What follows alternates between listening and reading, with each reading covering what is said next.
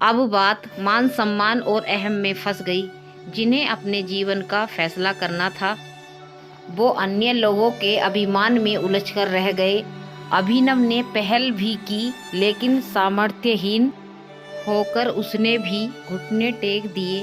रुचिका शायद इतनी निराश हो चुकी थी कि अब ससुराल में उसे कोई उम्मीद की किरण नहीं दिख रही थी। यह अदालत इस तलाक को मंजूर करती है। जज साहब की इस घोषणा ने कोर्ट में खड़े अभिनव और रुचिका के चेहरों की चमक धूमिल कर दी। दोनों की जिंदगी का फैसला हो चुका था।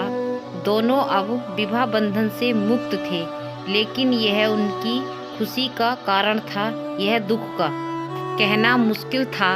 उनके रिश्तेदार और एडवोकेट प्रसन्न मुद्रा में विजयी मुस्कान के साथ कोर्ट परिसर से बाहर आ गए। अभिनव का दिल टूट चुका था। भारी कदमों से चलता हुआ वह बाहर कॉफी हाउस में जा बैठा। रुचिका भी स्कूटी पर सवार होकर जाने लगी। उसका चेहरा भावहीन या जिसे पढ़ने में वह असफल रहा। जीवन के ऐसे क्षण बहुत विचित्र होते हैं जब हार जीत को समझना ही कठिन हो जाता है। दोनों परिवारों के रिश्तेदार जा चुके थे। दोनों एडवोकेट जो कोर्ट में एक दूसरे से बेइंतहा झगड़ रहे थे, अब एक दूसरे का हाथ पकड़े प्रेम से चाय पी रहे थे। किसकी जिंदगी टूटी, किसके सपने बिखरे, किसी को इससे कोई मतलब नहीं था। सभी रिश्तेदार और परिजन अपनी आन बान पर आई तोहमत की तलाक रूपी परिणाम में बदलकर अब रुखसत हो चुके थे। अब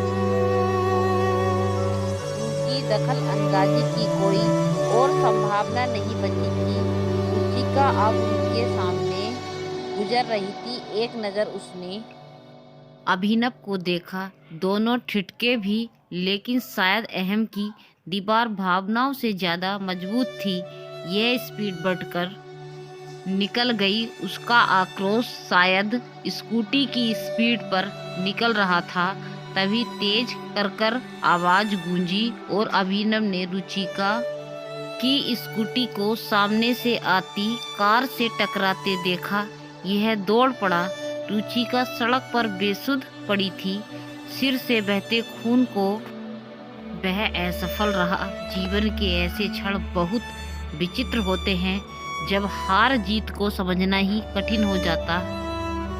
उसकी भाभी और जीजा की मुख्य भूमिका थी, जिनकी सोच अभिनव से कहीं मेल नहीं खाई। सच तो यह था कि वह आज भी उसे दिल से चाहता था। तलाक को रोकने के लिए उसने कई बार प्रयास किया, लेकिन बातचीत या संपर्क स्थापित ही नहीं हो पाया। कोर्ट में भी दोनों को बोलने के लिए कहा, लेकिन भाभी दीवार की तरह हमेशा बीच में खड़ी मिली। डॉक्टर जा चुके थे।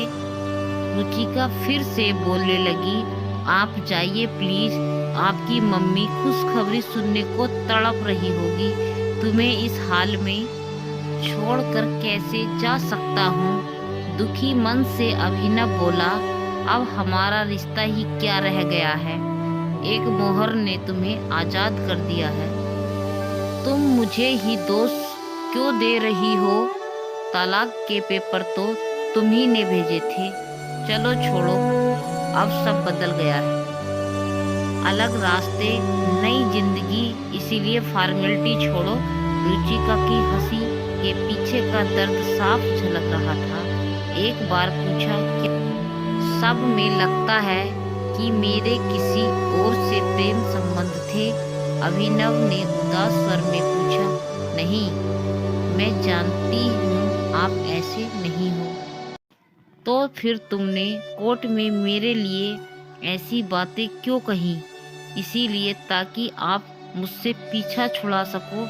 आपके घर वाले यही तो चाहते थे कि मैं आपकी ज़िंदगी से दूर हो जाऊं। अभिनव कुछ और बोल पाता उससे पहले ही रुचिका के भाई भाभी दनाते हुए आ पहुँचे। भाई अभिनव पर गरजने लगा, मिस्टर, अब क्या जान लेकर ही मानोगे मेरी बहन की? अभिनव खून का घूंट पीकर रह गया। वह हंगामा खड़ा करना नहीं चाहता था। भाई रुचिका को समझा रहा था कि सब अभिनव का ही किया धरा है। वो बदला लेने के लिए उसकी जान तक ले सकता है। रुचिका अब और चुप नहीं रह सकी। प्लीज मुझे अकेला छोड़ दो, मैं अब जीना नहीं चाहती। अभिनव का वहाँ रहना अब और संभव नहीं था। घर पहुँचते ही उसे एक और झटका लगा। ड्राइंग रूम में बहन बहनोई वगैरह सब जीत का जश्न मना रहे थे। टेबल पर मिठाई सजी थी। मानव मन की ऐसी विचित्रता पर उसे दुख होने लगा। क्या इंसान इतना असंवेदनशील हो सकता है? व्यथित मन से वह अभी भी अपनी जीत हार को समझने में लगा था। रात के 3 बज रहे थे। बिस्तर पर पड़ा अभिनव करवटें बदल रहा था। उसे आज जीवन का कड़वा सच महसूस हो रहा था। रिश्तों की अहमियत तभी समझ आती है जब सब कुछ ध्वस्त हो जाता है। रुचिका 2 साल पहले घर छोड़कर जा चुकी थी, पर एक उम्मीद थी कि वो वापस जरूर आएगी। लेकिन आज कोर्ट की मोहर ने वह उम्मीद भी खत्म कर दी थी। उसकी आंखें नम हो गई। अलमारी में आज भी रुचिका की कुछ साड़ियाँ कपड़े रखे थे जिन्हें अभिनव ने स्मृतियों की धरोहर समझकर सहेज रखा था। रुचिका का अक्स अब जेहन से हटने को तैयार नहीं था। भले ही वह कड़वा बोलती थी, लेकिन सबकी हर ज़रूरत को बिना कहे समय से पहले समझ लेना उसकी खूबी थी। नींद कोसों दूर थी। उसे बीते 5 वर्षों का घटनाक्रम याद आने लगा। बिना माँ बाप की रुचिका का रिश्ता आते ही घर में भूचाल आया था, लेकिन उसकी फोटो ने अभिनव का दिल जीत लिया था। सुंदर, सुशील और जमाने की सलाई सी दबी छुपी छवि को अभिनव ने आंखों ही आंखों में पढ़ लिया था। जब वह उसे देखने गया तब गंभीर मूरत की तरह बैठी रुचिका की आंखों ने कुछ कुछ बयां कर दिया था। उसमें अन्य लड़कियों जैसा उमंग और जोश नजर नहीं आया था। उसका एक कथन, आपको जीवन में मुझसे कभी कोई शिकायत नहीं मिलेगी, अभिनव का दिल जीत लिया और एक पंक्ति से ही शादी का फैसला कर दिया था। ससुराल में रुचिका ने अपने वायदे को पूरी तरह निभाया, लेकिन शायद परिस्थितियों के साथ वह समायोजन नहीं कर पाई। अम्मा ने उसे गाली देने और कोसने के से बाज न आती। फिर जब छोटी बहू अमीर घराने से आ गई तो रुचिका का जीवन कठिन हो गया। अभिनव के पास कोई स्थायी रोजगार नहीं था, जबकि छोटा भाई सीए बन चुका था। भाई की बड़ी आमदनी ने अभिनव को बड़े से छोटा बना दिया और रुचिका को और ज़्यादा महत्वहीन। वह टूटती चली गई। 3 साल ऐसे ही किच-किच में बीत गए और एक दिन अभिनव की अनुपस्थिति में उसके भाई और जीजा उसे पीहर छोड़ गए। अब बात मान सम्मान और अहम में फंस गई। जिन्हें अपने जीवन का फैसला करना था, वो अन्य लोगों के अभिमान में उलझकर रह गए। अभिनव ने पहल भी की, लेकिन सामर्थ्यहीन होकर उसने भी घुटने टेक दिए। रुचिका शायद इतनी निराश हो चुकी थी कि अब ससुराल में उसे कोई उम्मीद की किरण नहीं दिख रही। अचानक मोबाइल की घंटी बजी। स्क्रीन पर रुचिका का नाम डिस्प्ले हुआ। अभिनव ने तपाक से कॉल रिसीव किया। रुचिका भर्राई आवाज में बोल रही थी, भैया ने बहुत गलत कहा। आपके लिए उनकी तरफ से मैं माफ़ी मांगती हूँ। छोड़ो ये सब, कैसी तबीयत है अब? कौन है तुम्हारे पास अस्पताल में? अभिनव ने पूछा। कोई नहीं है। अकेली हो? खाना खाया या नहीं? नहीं, इच्छा नहीं खाने की। हद करती हो। रुको मैं आता हूँ। अरे नहीं, आप परेशान न हो। पागल हो? रात में तबीयत बिगड़ गई तो?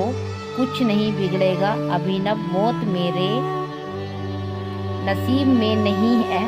प्लीज रुचिका, ऐसी बातें मत करो। मैं अभी भी तुमसे बहुत प्यार करता हूँ। अभिनव ने एक पल की भी देरी किए बिना अस्पताल का रुख किया। थोड़ी देर में वो रुचिका के सामने था।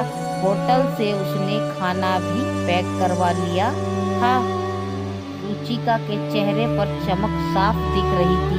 मुझे पता था आप जरूर आओगे। लो खाना खाओ पहले। कैसा हाल बना लिया है तुमने? अभिनव लाड़ से बोला। नहीं, हालात तो आपके ज़्यादा खराब हैं। दवा नहीं लेते आप? अब दवा वगैरह सब लेता हूँ। पैसे भी हैं, अब 4 लाख जमा कर लिए हैं। ये तुम ले लेना। रुचिका उसे निहार रही थी। भारतीय पति पत्नी का संबंध सदैव अप्रचारित किस्म का होता है। जरूरत के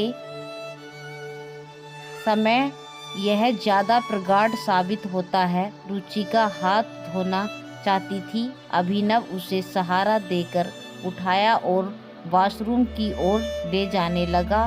कुछ देर बाद दोनों खाना खाने लगे।